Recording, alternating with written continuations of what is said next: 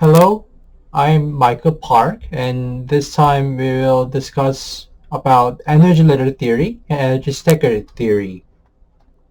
The theories, there are two theories, energy ladder theory and energy stacker theory.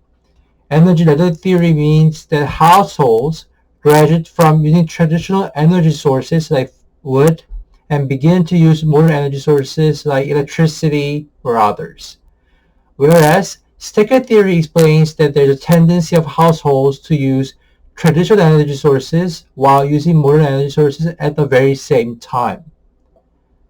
So these are the two theories, energy ladder theory and energy stacker theory.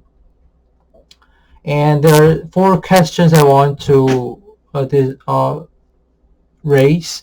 First one is, can we find other examples in other fields like food or water? Second, what kind of factors contribute to graduation or stacking?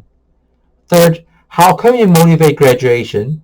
And the last, or is it bad to pursue graduation overall? So those are the questions I wanted to raise, and see you next time. Bye.